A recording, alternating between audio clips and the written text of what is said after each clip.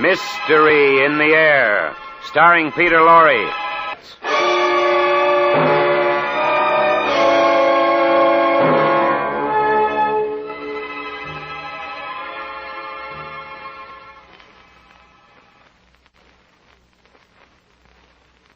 And it is now my great pleasure to confer our academic degree with honor on the most distinguished student of this class. Roderick Raskolnikov, step forward. In the history of our university, there have been few young men who have compared with him in mental brilliance, and few for whom the future held greater promise. Roderick, I've spoken for the university. Now I want to speak for myself. As a token of the esteem in which I hold you and your abilities, I want to present you with this watch. Thank you, sir. Well, read the inscription. Script? Oh. To Roderick Raskolnikov, may his great gifts bring him the reward of honor and good fortune. Thank you, sir. Thank you very much. Roderick, my boy, I'm proud to have had you as one of us, and sad that you are leaving. Good luck to you, and God bless you.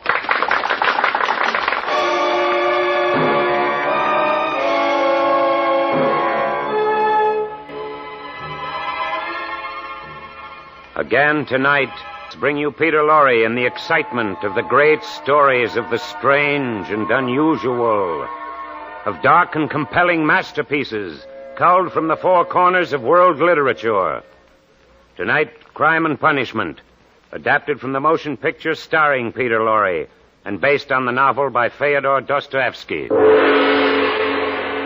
Mystery in the Air, starring Peter Lorre.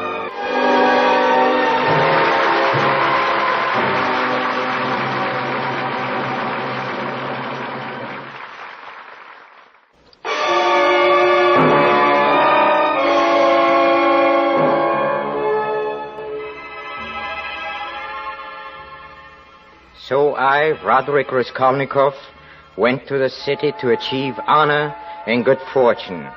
But 1 year later, I had achieved neither. Oh, I had written one book, a book on crime, which I had to sell to a publisher for barely enough money to pay my first 6 months' rent.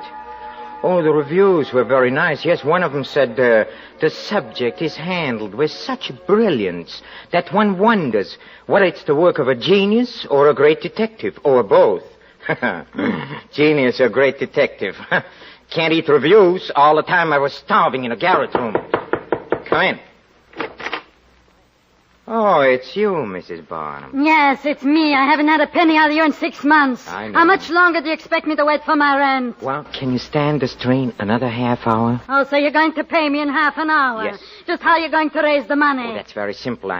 I'm going to rob a bank. Think you're funny, huh? Well, I don't. You're a disgrace to my house. Maybe, but someday they'll put a sign on this house that I, Raskolnikov, had the privilege of starving here.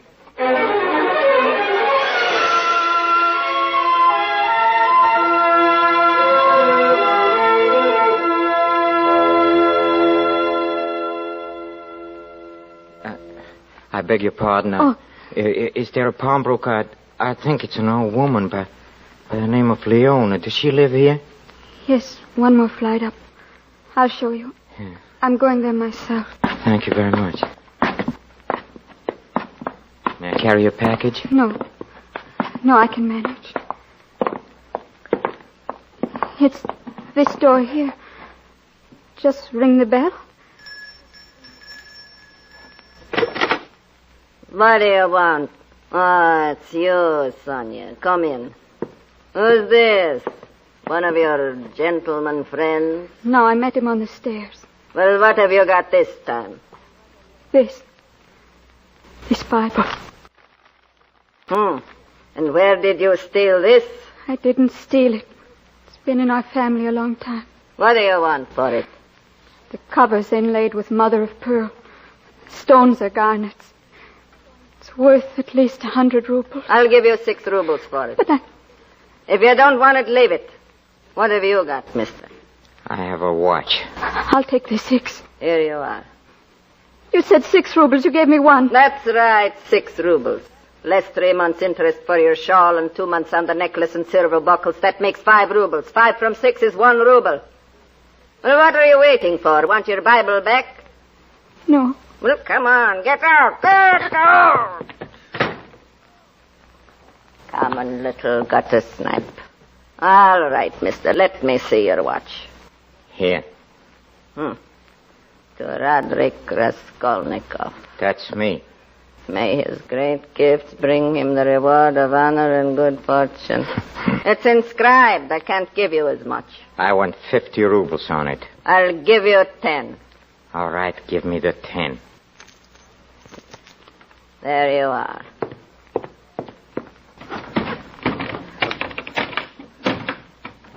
What are you staring at?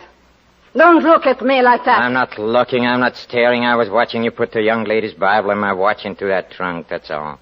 But I've got nothing in here. Nothing but a lot of trash. A lot of trash. Get out of here. As you say.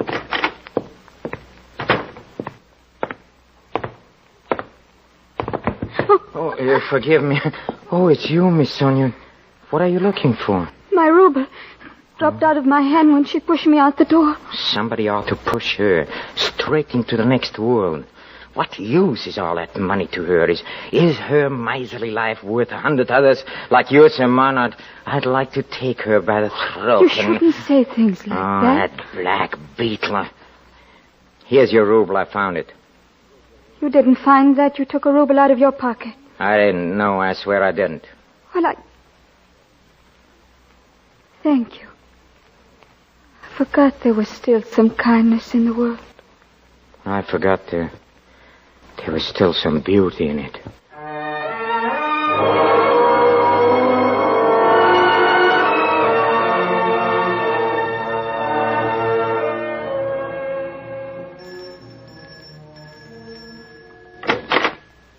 What do you want at this hour? It's after midnight. It's me, Raskolnikov, don't you remember? I've got a valuable vanity case this time. Fine hour this is to come around with your rubbish. But come in.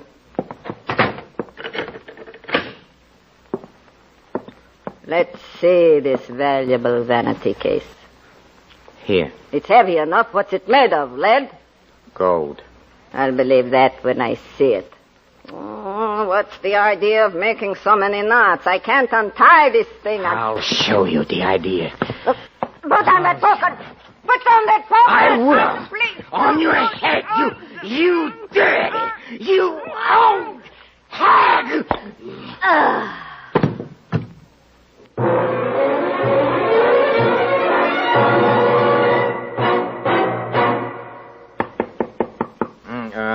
Come in.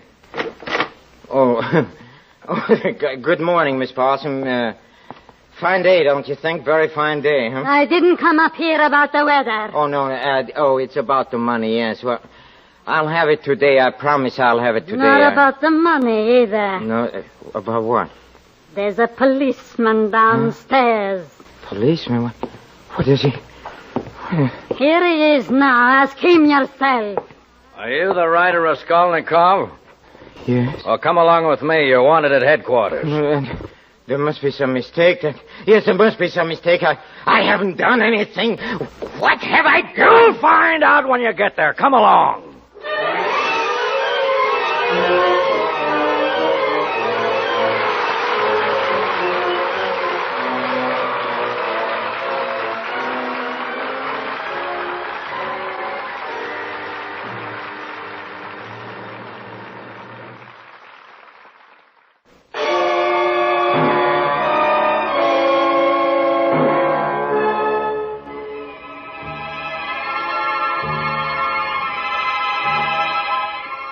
Roderick Raskolnikov, trembling with fear, now stands before the clerk in the police station. Raskolnikov. Yeah. Let's see. Oh, yeah. You owe your landlady 30 rubles, and you refuse to vacate the premises. Is that why? Is that why I've been brought here? Yes. Are you going to pay, or must we throw you out? No. I'll pay. I'll pay tomorrow. No, it's Quiet. my rent. It's What's funny? Quiet. Oh, it's the rent, you see. Do you hear it? Quiet, I say. 30 rubles. That's why I've been brought here. Oh, it's wonderful. Stop that shouting! No, stop it! What's going on here? Who's that maniac? He's a writer named Raskolnikov. Huh? Oh, Raskolnikov. Just the man I want to see. Me? Why, sir? I'm Inspector Porfiry. Oh, Commissioner. I read your excellent book about the crime and criminals.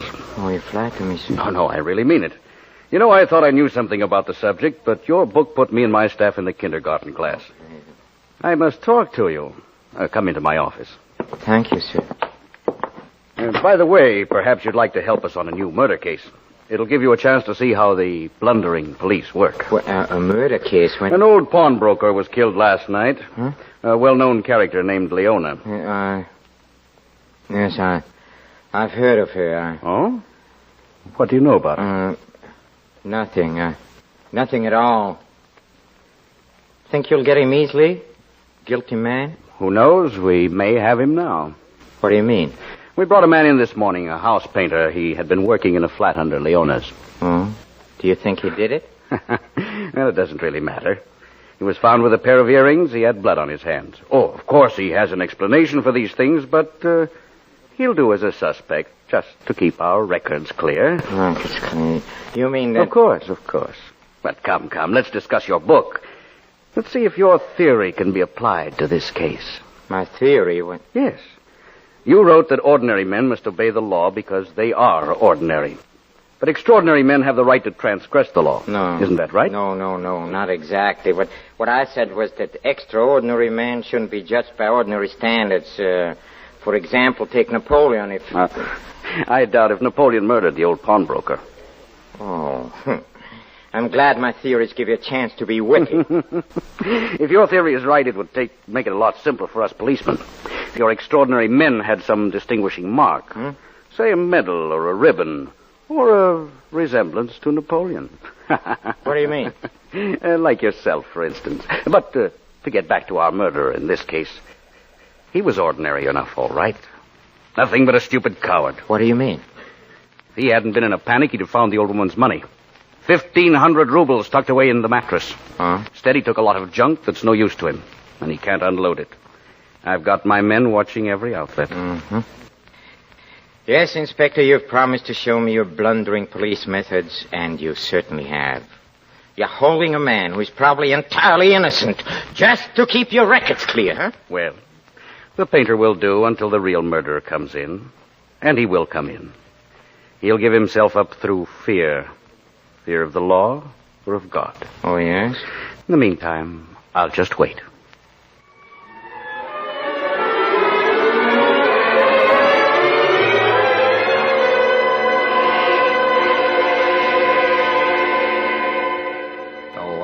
I admit I was furious, stupid, coward indeed, but then I realized that I wasn't a coward at all in the country, and in facing the inspector so calmly, I'd learned not to be afraid. Still, I needed money, and now I didn't dare to sell any of the old woman's stuff. I determined to try my newfound courage on a publisher of my book. Sit down, Mr. Raskolnikov. I'm glad to see you. We had very nice response on your book. Oh, that's good. I've almost finished another one. Oh, is that so? Oh, you might let us see it when it's done. Well, you see, as a matter of fact, another publisher, he has offered me an advance of 750 rubles on it. He has? Yes. The pirate. You're my discovery. Well... Look, I'll give you 1,000 rubles advance. How's that? Oh, that's fine. That's wonderful.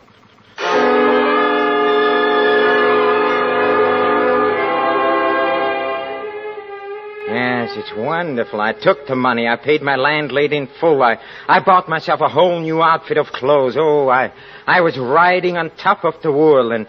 But then a disturbing thought occurred to me. Of course, the inspector hadn't suspected me for a moment, but undoubtedly he would find my name in the old pawnbroker's books. He might think it curious I hadn't mentioned it myself. I decided to go and see him again, voluntarily, yes, out of my own free will. That's what an innocent man would do, or would he? Well, anyway, I'm going.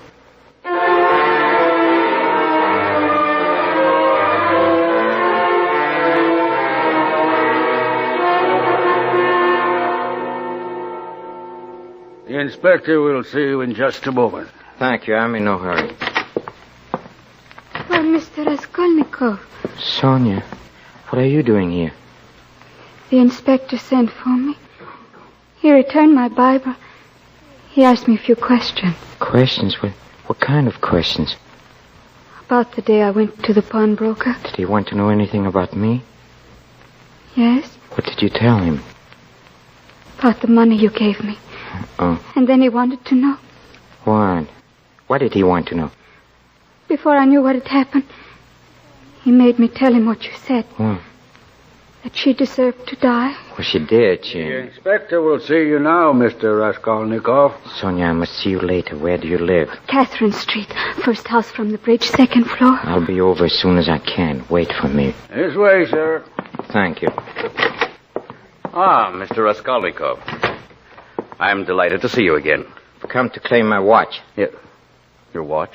Come on, let's not beat around the bush. I hated to part with it, but I need the money, so I took it to the old woman and... What old woman? Oh, you know, the pawnbroker, the one we were talking about. Oh, did you have dealings with her? Did I? You know I had. You know I was there. I mean, isn't my name in her book? Oh, wait a minute. Why, so it is. Funny, I didn't notice it. What are you trying to do, upset me? Upset me? No, not at all. And I'm sorry, but there's no watch listed among her effects. I'm afraid it's still in the murderer's possession. Well, thank you very much. I must be going out. Oh, by the way, that's a new suit, isn't it? Yes, it is. What of it? Why shouldn't I be wearing a new suit, huh? Things have taken a turn for the better, eh? Yes, things have taken a turn for the better. I sold another book. Congratulations. I hope you'll have some theories in this one that'll help me solve this murder. We're still holding that poor wretch of a painter. Oh, your real murderer hasn't come in, huh? No, not yet. But I haven't given up hope. Oh, you're very optimistic. That's good. Suspect anyone in particular? Oh, I suspect anyone and everyone. That's good. I'll admit now that for a time I even connected you with the murder. Me? Yes. You know how a policeman's mind functions. No, I don't. I began piecing things in a pattern. Your desperate poverty, the fact you almost fainted when I mentioned the murder the first time. Your talk of supermen being above the law. Oh, now I can see. Your going around town flashing all that money, which I didn't know until just now came from your publisher. You had me followed, huh? Well, a matter of routine. Yeah. Well, let me tell you something. If I were the guilty man, I'd be too smart to try to sell that junk. I'd have gone into the country and buried it under stone. You hear me? Yes, under a big, heavy stone. So? Come on, accuse me of murder if you like, but don't insult me by believing that I'd overlook 1,500 rubles in a mattress. Try your clumsy methods on half-wits, like that poor fool you're going to sacrifice, just to keep your records clear. But I'm not accusing you. I don't accuse a man I think is guilty if I have no proof. I just sit and wait. Yeah, you sit and wait. Stop playing this cat-and-mouse game with me. If you think you have a case against me, come on, arrest me or bring me to a trial. I'll show you how. Yes, I did it. Inspector, this man just confessed. Yes, I confess. I'm guilty. I'm the murderer. Policeman. You're lying, you fool. You didn't kill her. I hit her over the head with a poker. I hate her. You idiot. You didn't even know about her until we arrested you. You didn't know anything about it until we beat it into you. Take him away, officer. He wants to go to Siberia that badly. I'm guilty, I tell you. I'm guilty. Get him out of here. Oh, what a triumph for your methods, Inspector. First you tried to make him confess, and now you tried to make him believe he's innocent. Doesn't your conscience ever bother you? No. Let the real murderer suffer from his conscience. And it'll trouble him. He's no Napoleon. No, he's not hard enough. He'll come in, and I'll be waiting for him. I'll be waiting. Good luck.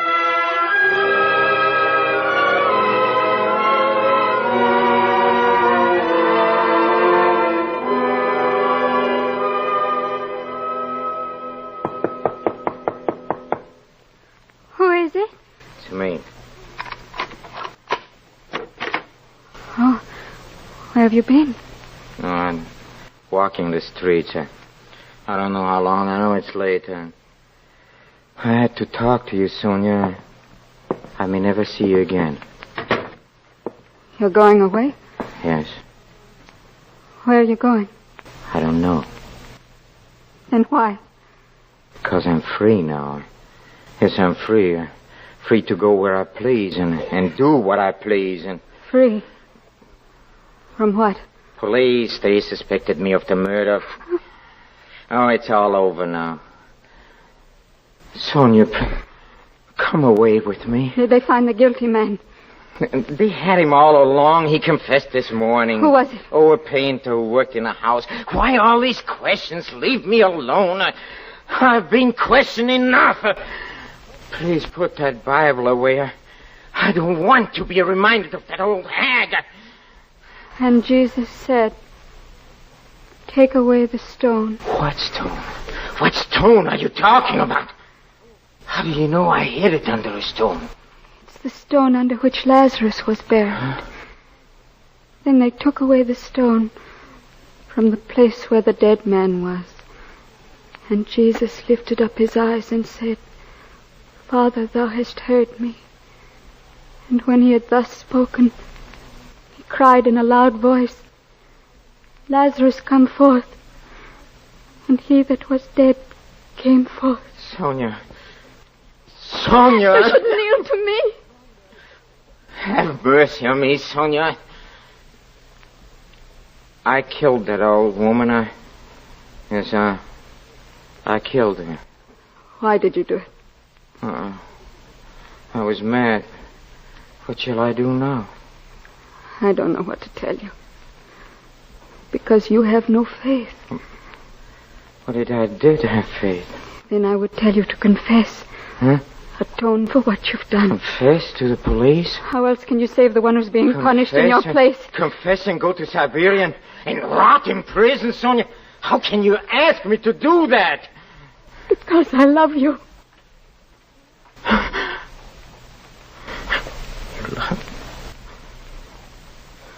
Sonia, I know it now.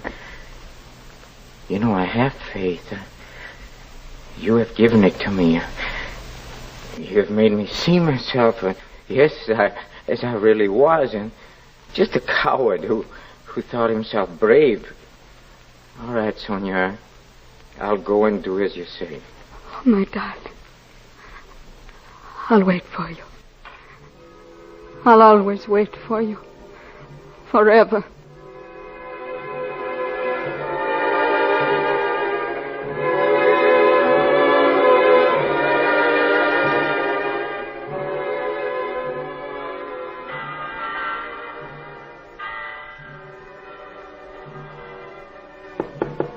Come in.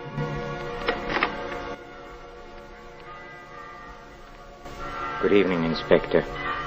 Good evening, Raskolnikov. I've been expecting you. I've been expecting you for quite a long time.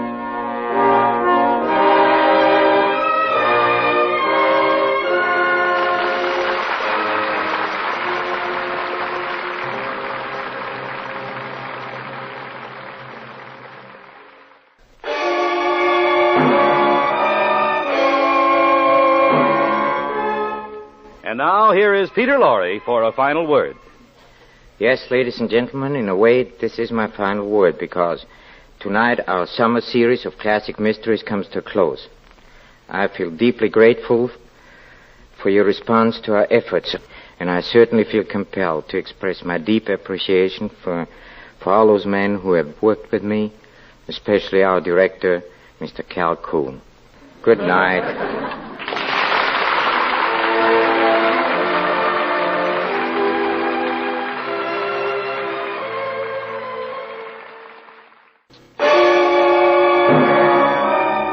Crime and Punishment has been adapted from the screenplay Crime and Punishment by arrangement with Columbia Pictures. Music for Mystery in the Air was composed and conducted by Paul Barron. The artists supporting Mr. Lorre tonight were Henry Morgan, Peggy Weber, Joe Kearns, Ben Wright, Louis Van Ruten, Gloria Ann Simpson, and Herbert Butterfield. This is Michael Roy in Hollywood wishing you all a pleasant good night. This is NBC, the National Broadcasting Company.